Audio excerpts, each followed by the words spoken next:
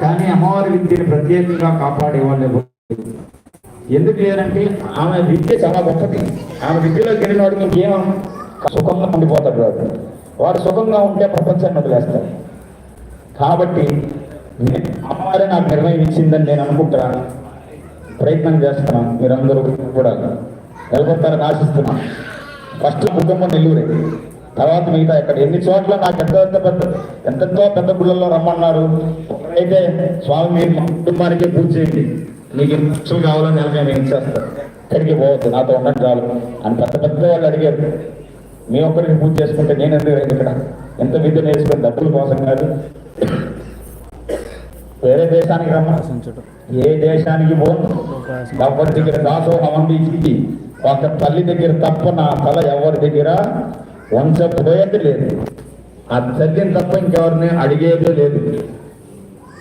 ఆఖరికి నా కుటుంబం రోడ్డు మీదకి వచ్చిన నేను మాత్రం ఎవరి దగ్గర చేయదాసను, అమ్మవారి విద్య నమ్మి బతకను. ఇలా ఎవరైనా అమ్మవారి విద్య మీద ద్రోహం చేస్తుంటే నా గొంతు అందరికీ వినిపించేలా మీరు ప్రయత్నం చేయాలి, సహాయం చేయాలి. అమ్మవారి పేరు మీదే మనం యూట్యూబ్ ఛానల్ పెట్టాం, దాంట్లో అన్ని విషయాలు చెప్తున్నాం. మీకు ఎలా అమ్మవారిని చేరుకోవడం చెప్తాను. ఎందుకు మీరు చేరుకోవాలి అంటే, ఒక బ్రాహ్మణుల వంశం ఉంది, ఎక్కడ ఆకుండా వాళ్ళ కొడుకులు పుడుతూ వాళ్ళు పెరుగుతూ వాళ్ళందరూ ఉద్యోగాలు చేసుకుంటూ మంచి మంచి స్థాయిలో వంశాలు పెరుగుతూనే ఉన్నాయి. బ్రాహ్మణులు ఎలా పెరుగుతున్నాయి? ఆ కులాన్ని కాపాడేది ఎవరు? గాయత్రి. ఫస్ట్ తండ్రి ఆస్తి ఇవ్వకపోయినా ఇచ్చిన గాయత్రి దేవి మంత్రాన్ని ఇస్తాడు కొడుకు. ఇది ముందు పట్టుకో, తర్వాత నీకేం కావాలో వస్తుందని గాయత్రి దేవి ఉపాసన ఇస్తాడు. అలాగే వైశ్యుల్లో మీరు చూశారనుకోండి, వ్యాపారం చేశారు, వాళ్ళంత గొప్పగా స్థిరాస్తిని వాళ్ళ వంశాలను పెంచుకుంటున్నా దానికి కారణం ఏంటంటే కన్యకా పరమేశ్వరి. ఆ శక్తి వాళ్ళని కాపాడుతుంది. మిగతా వర్ణాల వాళ్ళు ఎందుకు శక్తిని ఉపాసన చేయట్లా, ఏం చేయకూడదని చెప్పారు. మాంసం తిన్నారు, మైలు పడ్డారు, అంటరాని వాళ్ళు కులం, ఈ అమ్మవారు చెప్పలే మీరు మంత్ర జపం చేయడానికి అర్హత లేదు అని ఎవరైనా చెప్తే వాడిని అసలు మనిషిగా చూడకండి, పశువుగా చూడండి. ఇక్కడ మాంసం తింటారు, మీరు ఇది చేస్తారు, ఇది చేస్తారు.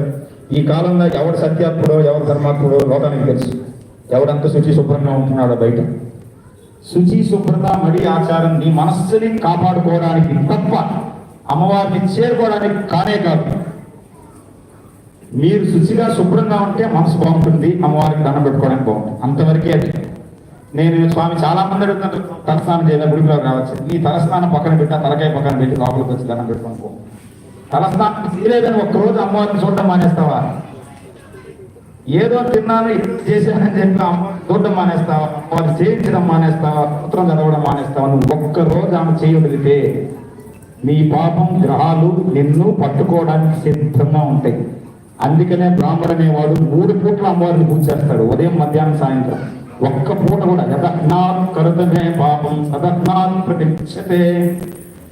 మధ్యాహ్నం చేసిన పాపం, ఉదయం నుంచి మధ్యాహ్నం చేసిన పాపం తగ్గి నేను ఉపాసన చేస్తున్నాను పోగొట్టు. యద్రాత్ ప్రియాత్ కురుతమే పాపం తద్రాత్ ప్రియాత్ ప్రతిముచ్యతే. రాత్రి చేసిన పాపం పూజ చేసిన దాన్ని పోగొట్టు. యతహ్నాత్ కరతుమే పాపం తదహ్నాత్ ప్రతిముచ్యతే. మధ్యాహ్నం నుంచి సాయంత్రం వరకు నేను చేసిన పాపాలు ఏమన్నా ఉంటే నేను పూజ చేశాను కదా సాయంత్రం పూట దాన్ని తీసేది. ప్రతి పూట పూజ చేస్తారమ్మా. గొప్ప గొప్ప వాళ్ళందరూ 3 పూట్ల. అసలు ఎందుకు మనం తలుచుకోకూడదు కానీ రావణాసురుడు 6 సార్లు పూజ చేస్తాడు, అంత బలం వచ్చింది. రాముడు పూజ చేశాడు. ఎంతెందుకు మనం కృష్ణుడు అంటున్నామే, ఆ కృష్ణుడు గొప్ప అమ్మవారి భక్తుడు. ఆమె పూజ చేసింది ఎవరినో కాదు, రాధనే. రాధాదేవి ఆయన ప్రత్యక్షమైన శక్తి స్వరూపిణి. ఆ శక్తి ఉపాసన ఆయన రాధతో చేశాడు, రాధనే పూజ చేశాడు. మీకు మహాభారతం మొత్తం చదివితే తెలుస్తుంది. రాధని అమ్మవారిలాగా పూజ చేసి 16 అనే సంఖ్య ఎందుకు ఆయనకి ఇష్టం అంటే, అమ్మవారి విద్యలో షోడశాక్షరీ విద్య. షోడశం అంటే 16 అక్షరాలతో కలిగిన మహావిద్యా స్వరూపిణి అమ్మవారు. రాధని కృష్ణుడు పూజ చేశాడు, రాధని కృష్ణుడు శ్రీ విద్యలో అమ్మవారి ఉపాసన చేశాడని చాలా మందికి తెలిసే విషయం పెద్దవాళ్ళకి. కృష్ణుడంతటి వాడు శక్తి ఉపాసన చేశాడు. అందరు పెద్దవాళ్ళు శక్తి ఉపాసన చేస్తున్నారు, లబ్ధి పొందుతున్నారు.